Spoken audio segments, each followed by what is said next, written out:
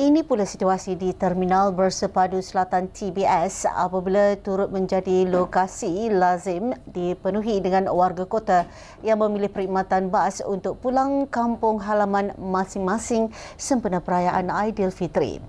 Untuk melihat situasi di sana, kita berlintas langsung dengan wartawan Syahira Bakhtiar. Silakan Syahira.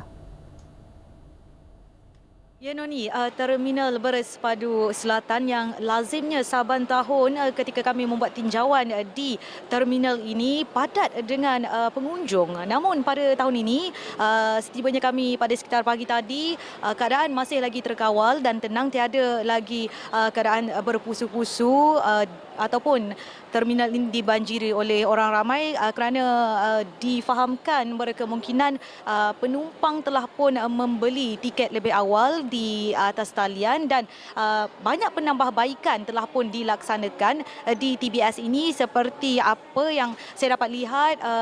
Jika sebelum ini mereka terpaksa membeli tiket secara fizikal untuk ke terminal ini ataupun menggunakan perkhidmatan bas di terminal ini, tetapi ketika ini kaunter tiket secara fizikal itu telah pun dinaik taraf menggunakan mesin tiket tanpa tunai. Dan apa yang saya dapat lihat juga keadaan di sini bukan sahaja rakyat tempatan, malah pelancong dalam dan luar negara turut mengambil peluang untuk membeli tiket untuk menggunakan perkhidmatan bas bagi meneruskan perjalanan mereka ke lokasi masing-masing. Dan ini apa yang saya dapat maklumkan kepada penonton, sedikit sebanyak informasi yang saya peroleh, di mana sebanyak lebih daripada 400,000 tiket yang disediakan bagi tempoh 17 hari sempena musim perayaan Hari Raya Aidilfitri tahun ini, iaitu bagi tempoh 14 hingga 30 Mac 2026. Dan sehingga kini daripada 400,000 tiket itu 80% telah pun terjual. Dan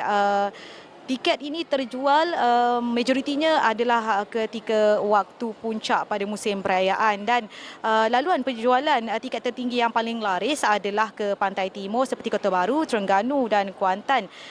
Dan terutama bagi tarikh perjalanan 18 hari bulan 3 iaitu hari ini sehingga ke 22 hari bulan 3. Laluan utara juga laris seperti destinasi seperti Penang, Ipoh dan Sungai Petani.